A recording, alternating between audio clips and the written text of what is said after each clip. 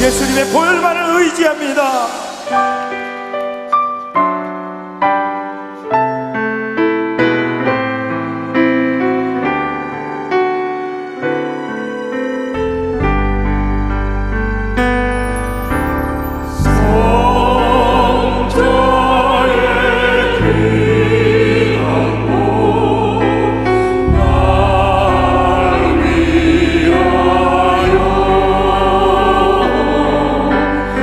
오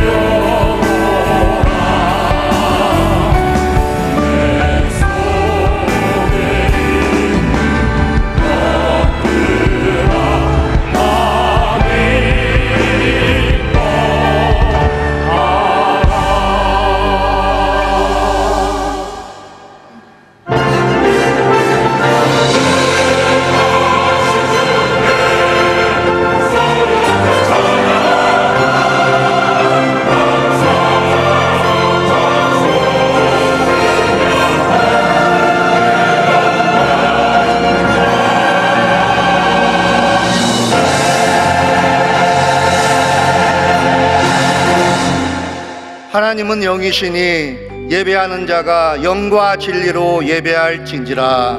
아멘.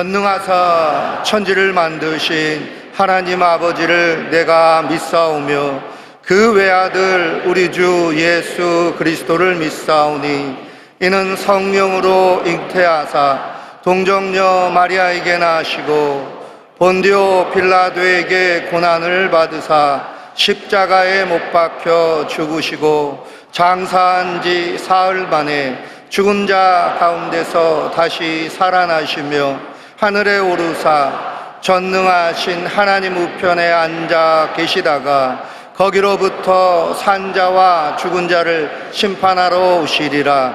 성령을 믿사오며 거룩한 공교회와 성도가 서로 교통하는 것과 죄를 사하여 주시는 것과 몸이 다시 사는 것과 영원히 사는 것을 믿사옵나이다.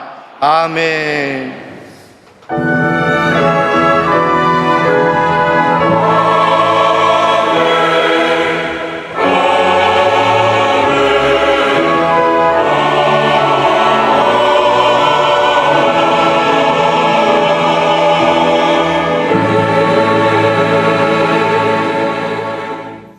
오늘 은혜 받으실 말씀은 이사야 32장 8절 말씀입니다. 이사야 32장 8절 말씀을 다 같이 봉독하겠습니다. 존귀한 자는 존귀한 일을 계획하나니 그는 항상 존귀한 일에 서리라. 아멘.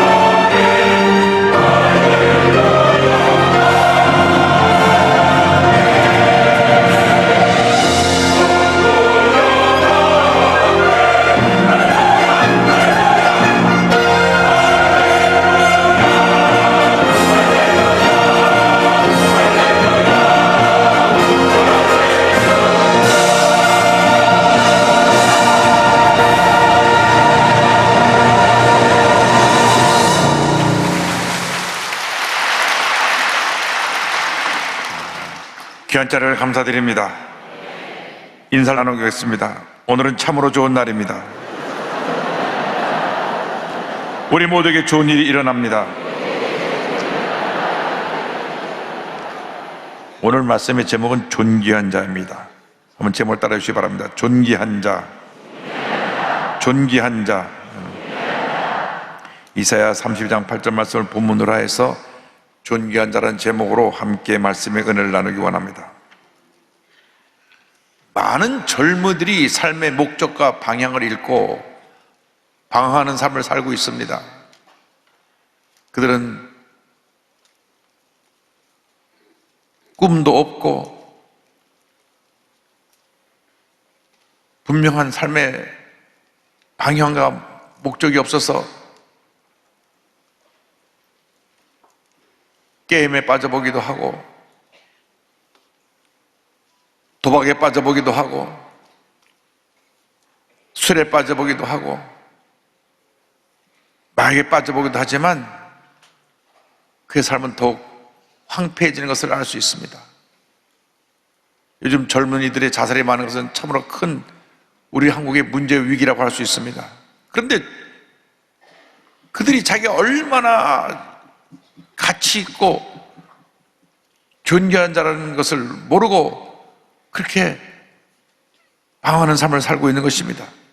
누구지 예수를 믿기만 하면 그 순간 신분이 바뀌어집니다.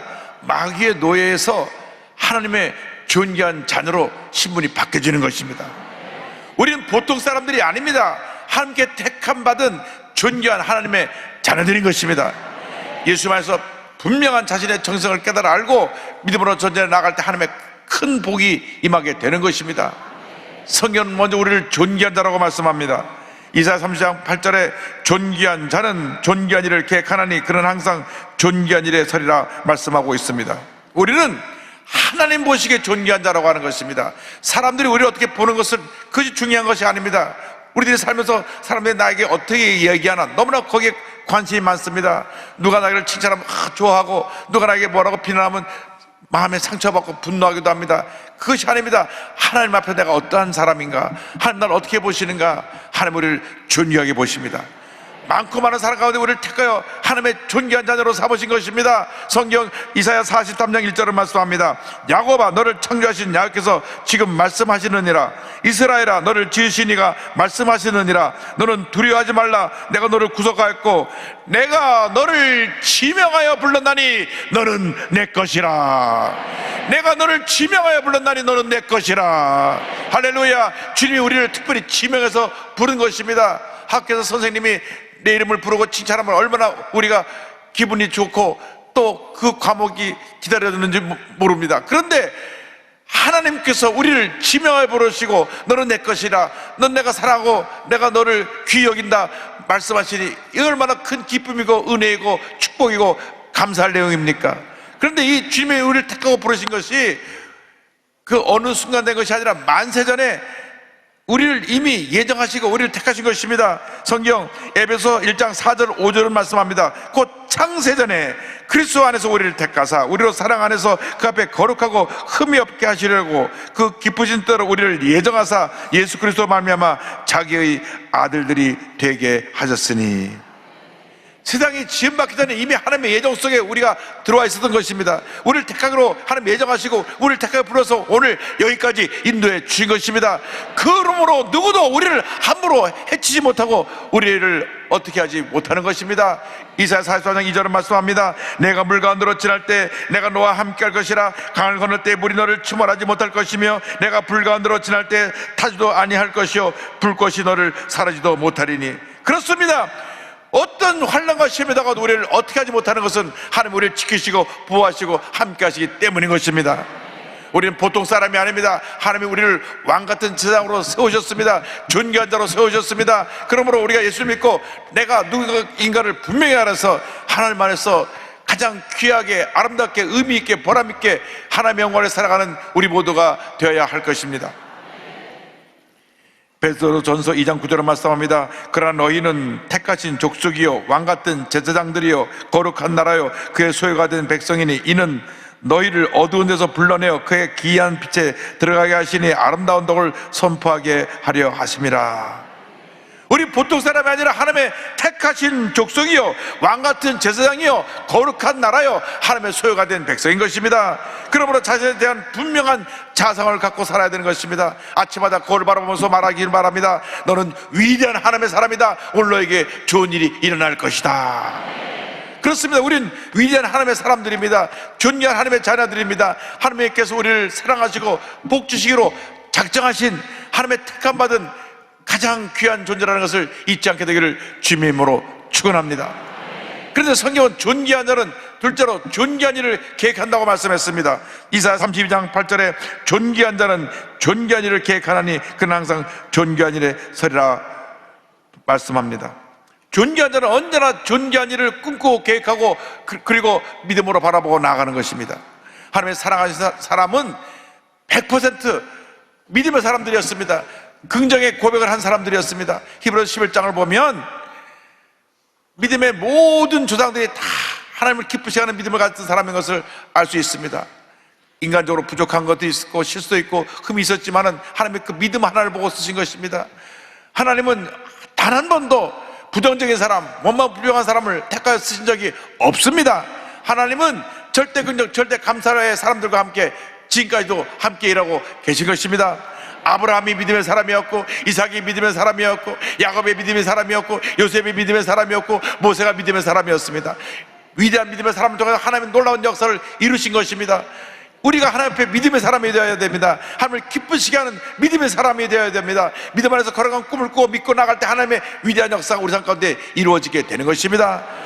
믿음장 히브리서 11장 1절 2절을 이어같이 고백합니다. 믿음은 바라는 것들의 실상이요 보이지 않는 것들의 증거니 선지들이 이로써 증거를 얻었느니라. 꿈꾸고 믿고 바라보고 나갈 때 그 믿음을 통해 하나님의 기대한 역사가 나타나게 되는 것입니다. 지금 내가 문제 가운데 있어도, 내가 어려움 가운데 있어도, 내가 질병 가운데 있어도 내가 꿈꾸고 믿고 내게 다가올 축복의 미래를 바라보고 나가면 문제가 사라지고 절망이 사라지고 모든 어려움이 떠나가고 하나님의 은혜와 축복이 우리에게 다가오게 되는 것입니다.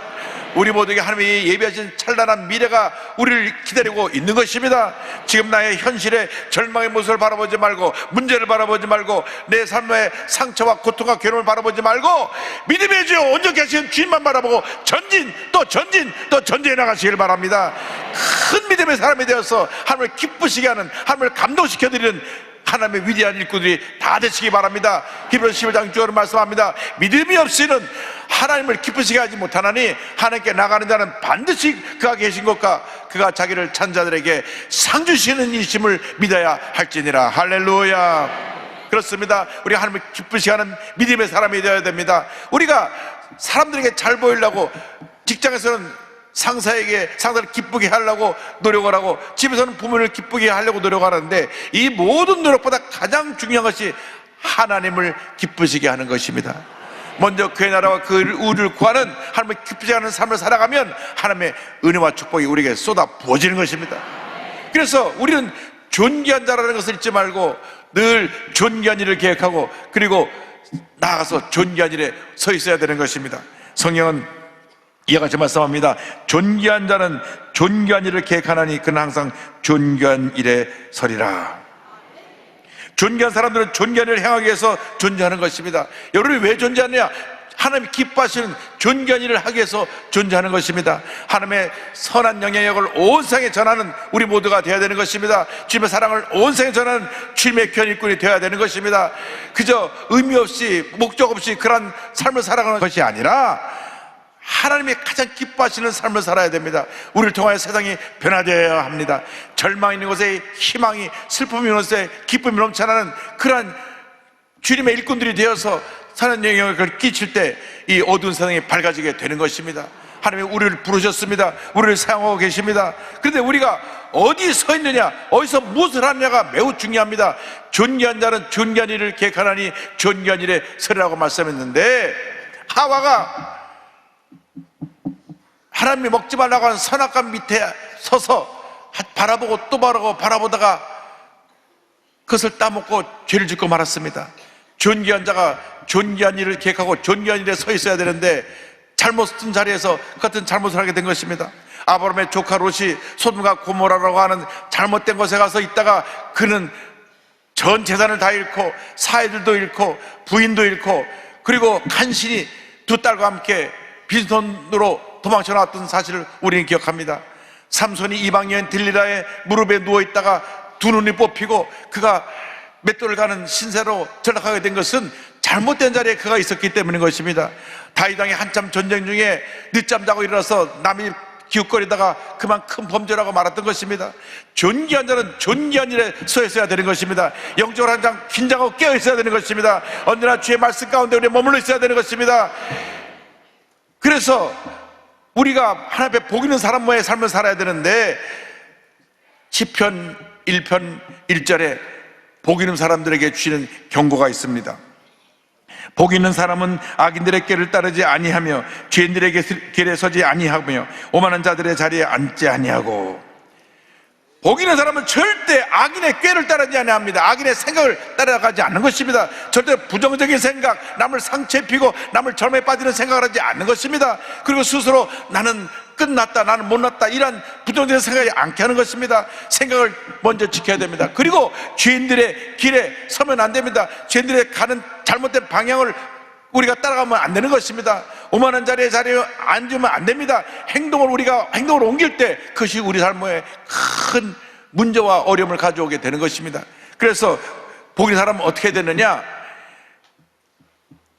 악인들의 길을 따르지 아니하고 죄인들의 길에 서지 아니하고 오만한 자리에 앉지 아니하고 1절 20편 1편 2절에 이렇게 말씀합니다. 오직 야훼의 율법을 즐거워하여 그의 율법을 주야로 묵상하는도다. 언제나 주의 말씀을 사랑하고 말씀을 기뻐하여 말씀을 주야로 묵상함으로 말씀을 읽고 그 말씀을 믿음으로 받아들이고 말씀 믿음을 따라 살아갈 때 그 삶이 형통의 삶으로 바뀌어지게 되는 것입니다. 시편 1편 3절에 축복이 임합니다. 그는 시냇가에 심은 나무가 철을 따라 열매를 맺으며 그 잎사가 마르지 아니함 같으니 그가 하는 모든 일이 다 형통하리로다. 그가 하는 모든 일이 다 형통하리로다. 우리가 복 있는 사람이 되어서 악인들의 길을 따르지 아니하고 죄인들의 길에 서지 아니하고 조만한 자리에 앉지 아니하고 오직 주님의 말씀을 즐거워하여 주야로 묵상하고 즐거워하며 말씀대로 살아가면 이 같은 시냇가에 심은 나무의 형통의 복을 우리에게 주시는 것입니다. 그러나 하나님을 거역하고 하나님의 뜻과는 반대의 삶을 사는 악인들은 어떠한 심판이 임합니까? 4절 5절입니다. 악인들은 그렇지 아니하며 오직 바람에 나는 겨와 같도다. 그러므로 악인들은 심판을 견디지 못하며 죄인들이 의인들의 모임에 들지 못하리로다. 악인들은 결국 모두가 심판을 받게 될 것입니다. 하나님께 인정받는 삶을 살아가시길 바랍니다. 그래서 시편 1편이 이렇게 결론지어 말씀합니다. 무릇 의인들의 길은 여호와께서 인정하시나 악인들의 길은 망하리로다. 여러분의 길은 하나님께 인정하시고 복받은 삶이 되게 만들어 주시지만 악인들은 결국 망할 것입니다. 여러분 삶 가운데 흑암의 권세들이 찾아와서 여러 가지로 괴롭히고 힘들게 하는 일이 있다고 할지라도 믿음을 지키고 말씀대로 살아가면 결국 의인의 길은 하나님께서 인정하시고 악인의 길은 망할 것입니다. 잠시 있다 사라지는 그러한 잡초와 같은 인생의 그런 악인들이 우리 주위에 들끓고 있지만은 그들은 하나님 앞에서 다 심판받고 악인들의 길은 망하게 될 것입니다. 하나님 앞에서 존귀한 자의 삶을 살아가는 여러분 모두가 되기를 주님의 이름으로 축원합니다. 버려진 인생을 존귀한 인생으로 바꾼 귀한 사역을 하고 계신 이종락 목사님 계신데 오갈 데 없는 버려진 아이들을 살리기 위해서 우리나라 최초로 베이비 박스를 만들어서 버려진 아이를 돌보는 사역을 감당하고 계십니다. 이 사역을 담은 다큐멘터리 영화가 미국에서 드롭박스라고 하는 영화로 제작되어서 큰 화제를 불러일으키고 감동을 주었습니다. 원래 이 이종락 목사님은 술과 담배를 달고 살던 불신자였습니다. 그런데 그가 회사에 입사했는데 기독교 회사입니다. 회사에서 매주 월요일 예배를 드리는데 월요일 날 어느 목사님이 오셔서 어거스틴이 방탕한 삶을 살다가 어머니가 기도해서 회개하고 돌아와서 훌륭한 목사님이 됐다는 얘기를 듣고 그가 회개하고 깨어졌습니다. 이제 나는 술, 담배 다 버리고 하나님 기뻐하시는 삶을 살아야 되겠다. 매일같이 새벽 예배를 드리면서 본격적인 신앙생활을 하게 됐습니다. 그런데 결혼해서 아이를 낳았는데 중증 장애를 가진 아이를 낳게 됐습니다. 14년 동안이나 아이가 병원 신세를 져야 했습니다. 하나님, 내가 예수 잘 믿으려고 그러는데 왜 내게 이런 고난을 주십니까? 불평이 솟구쳐올라 그러는데 하나님께서 그 음성을 주셨습니다. 너 범사에 감사라는 말 못 들었느냐? 그래서 즉시 회개하고 이렇게 고백했습니다. 하나님께서 주신 말씀을 의지하게 해서 감사합니다. 이 아이를 통해서 하나님께서 영광 받으시고 하나님의 거룩한 뜻을 이루어 줄 믿습니다. 그래서 이 목사님이 이제 중증 장애를 가진 아이들 사역을 시작했습니다. 그들과 함께 공동체 생활을 합니다. 그런데 2007년도에 한 어린 여학생이 조그만 박스에다가 아이를 넣어서 교회 앞에 버려두고 갔습니다. 나중에 교회로 전화가 왔는데 제가 낳은 애기인데 교회에서 좀 보살펴 주세요. 그래서 이를 계기로 해서 이분이 한국 최초로 이제 2009년 12월 달에 서울 관악구 난곡동 교회 앞에 버려진 아이를 보호할 수 있는 베이비박스를 설치합니다. 아이를 베이비박스에 넣어두면 벨이 자동적으로 건물에 울리게 돼서 아이를 갖다 꺼냅니다. 베이비박스를 만든 후에 이렇게 하나님 앞에 기도했습니다. 하나님, 이 땅에 버려져 상자에 담긴 아이가 없도록 해주소서. 이 상자가 아니면 죽을 수밖에 없는 아이에게만 주님이 문을 열어주소서. 그래서 이 박스에 제일 처음 들어온 아이 이름을 남자애라서 모세라고 지었습니다. 모세가 강가에서 구원받은 것처럼 모세라고 이름 지었는데 지난 14년 동안 모두 2,000명 이상의 아이가 생명을 건졌습니다.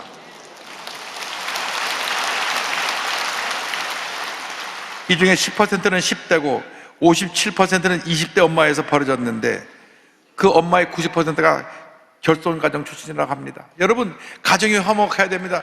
가정에서 자녀를 못 돌보면 이런 문제들이 많이 생겨나는 것입니다. 깨어진 가정 속에 자라는 아이들이 상처를 받고 이렇게 아이를 낳아서 버리게 되는데 낙태하지 않은 건 얼마나 감사한지 모릅니다. 그래서 애를 낳아서 맡겨놨으니까 한 생명이 살아나는 것입니다. 낙태는 살인인 것입니다. 어떤 경우에도 아이는 낳아야 됩니다. 낳아서 기르지 못하면 기를 수 있는 곳에 맡기더라도 아이는 낳아야 되는 것입니다. 그래서 이 목사님께서 산모들을 돌보는 사역과 미혼모를 돌보는 사역까지 같이 하다 보니까 나중에 이 미혼모들이 다시 자립하게 되면서 282명의 아이가 다시 어머니 품으로 돌아갔습니다. 할렐루야. 그런데 2012년 8월부터 우리나라에 정치하는 분들이 참 문제가 많아요. 입양특례법이라는 걸 만들어가지고 출생신고를 해야만 입양할 수 있게 해놓으니까 아이를 몰래 버리려고 하던 부모가 출생신고를 해야만 되니까 그때부터는 아이를 낳으면 죽이든지 아니면 버리게 되는데 베이비박스에 오는 아이가 9배나 증가했다고 합니다. 이 베이비박스 얘기가 미국 LA 타임즈에 보도가 되었고 이 기사를 보고 미국 서던 캘리포니아 대학에서 영화를 전공하던 학생 브라이언 아이비가 감동을 받고 일본계 미국인 청년인데요, 드랍박스라는 영화를 만들었습니다. 그래서 미국 50개 주 870개 극장에서 상영되었는데 매진과 앙코르가 계속되어서 500만 이상의 관객들이 보고 눈물을 흘렸습니다. 이 영화의 영향으로 미국 곳곳에 베이비박스가 설치되게 되었고 공공기관에 의무적으로 설치하는 법안을 만들기도 했고요, 미국에서 만들어졌고 또 중국에서도 베이비박스가 만들어졌고 많은 나라에 베이비박스가 만들어져서 버려지는 아이들이 이렇게 생명을 구할 수 있게 되었습니다. 할렐루야.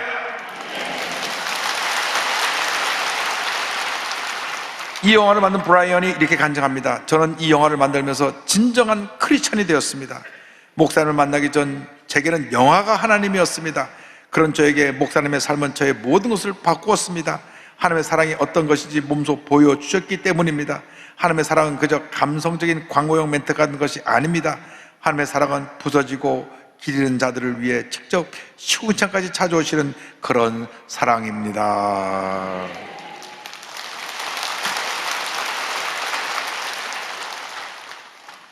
목사님께서 이렇게 말씀하셨습니다. 버려지는 생명을 삶으로 인도하는 것이 저의 사명입니다. 주님은 장애를 갖고 이 땅에서 눈물을 흘리는 자들, 소외당하는 자들, 무시당하는 자들, 멸시받고 천대받는 자들을 품어 끌어안으셨습니다. 주님은 한 생명을 천하보다 귀하게 보셨습니다. 그 한 생명 때문에 지금까지 제가 이런 삶을 살아왔다고 생각합니다. 생명을 살리는 일이 주님의 말씀을 따르는 일이기 때문입니다. 할렐루야. 우리는 존귀한 자입니다. 존귀한 일을 계획하고 존귀한 자리에 서서 우리에게 맡겨진 존귀한 사명을 감당해야 되는 것입니다. 장애 아이를 키우는 아버지며 목사인 이 목사님이 자기뿐 아니라 다른 장애 아이들 함께 교회 와서 신앙생활하게 하고 저들을 돌보는 가운데 또 이 베이비박스 사역을 통해서 지금까지 2,000명 이상의 생명을 살려냈습니다. 여러분, 평범한 한 사람이지만 하나님이 존귀하다는 것을 깨닫게 하시니까 이 같은 위대한 사역을 지금도 이루고 계신 것입니다. 지금 나이가 점점 들어가셔서 옛날같이 이렇게 건강하게 힘있게 잘 돌보지 못하는 것이 안타까워하시는 목사님을 생각하면 마음이 아픕니다. 제2, 제3, 제4의 이 같은 목사님들이 우리 주변에 많이 나와야 될 것입니다. 그것만 돌려보면 우리 옆에 상처받고 절망에 찬 사람이 얼마나 많은지 모릅니다. 주님, 우리가 주님 앞에서 존귀한 일을 하게 하여 주시고 하나님 앞에 귀하게 쓰임받는 우리 모두가 되게 하여 주옵소서. 여러분의 삶을 주 앞에 드릴 수 있는 주님의 귀한 것들이 다 되시기를 주님의 이름으로 축원합니다. 축원합니다. 축원합니다. 찬송 433장 하겠습니다. 귀하신 주여 날 붙드사 주께로 날마다 더 가까이 저 하늘 나라 올라가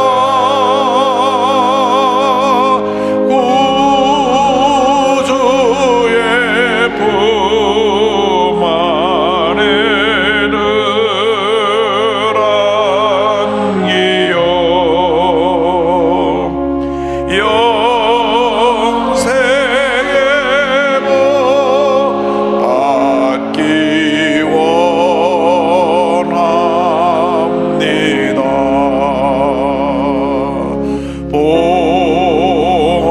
봉헌할 물건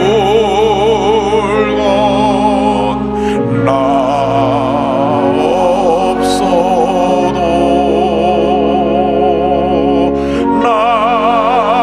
날마다 주께로 더 가까이 내 죄를 주께 다 고하니 주님의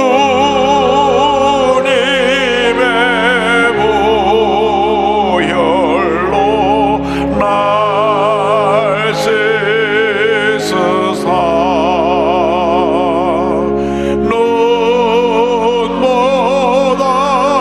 눈보다도 이게 하옵소서.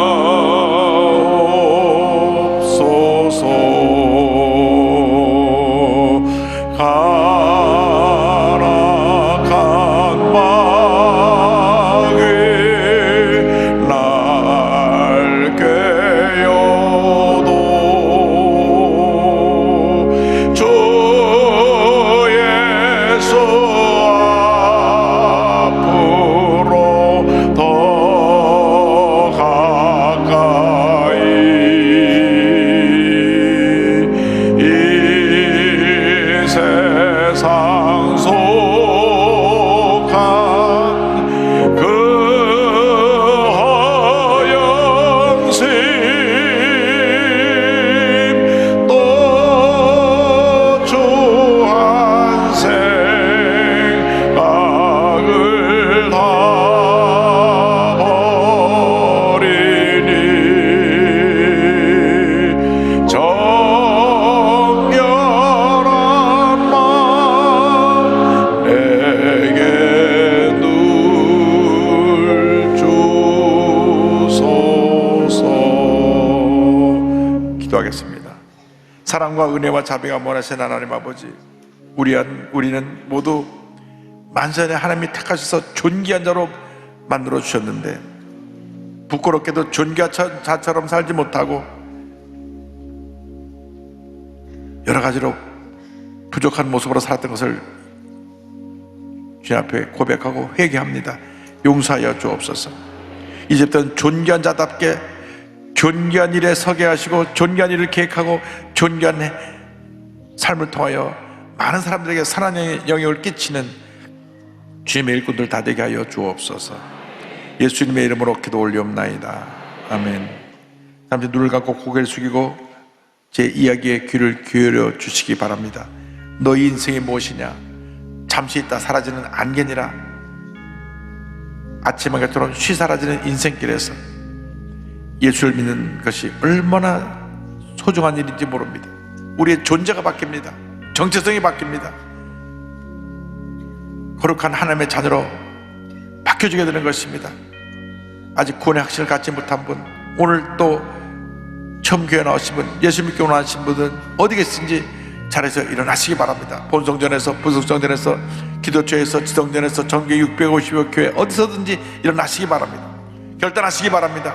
여러분, 운명이 바뀌어지는 시간입니다. TV 생중계 예배 분들은 TV 앞에서 가슴에 손 얹으시고, 인터넷과 모바일 앞에서 예배 드리는 분도 가슴에 손 얹으시고, 그리고 이 기도를 믿음으로 고백해 주시기 바랍니다. 믿음의 고백으로 구원에 이르게 됩니다. 하나님 아버지, 저는 죄인입니다. 어디에서 와서 왜 살며 어디로 가는지 알지 못하고 방황하며 살았습니다. 저의 죄를 위하여 십자가에서 죽으시고 부활하신 예수님을 제 구주로 모셔드립니다. 저는 하나님의 자녀가 되었습니다. 지금부터 영원토록 주님과 함께 살겠습니다. 예수님의 이름으로 기도드립니다. 아멘. 주님을 환영합니다. 할렐루야.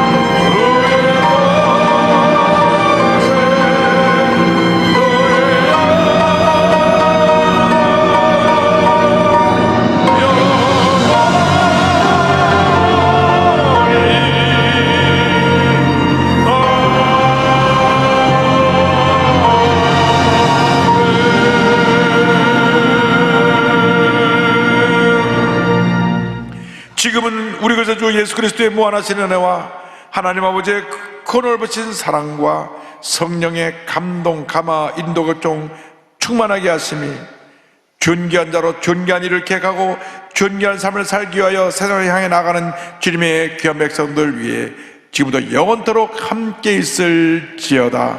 아멘.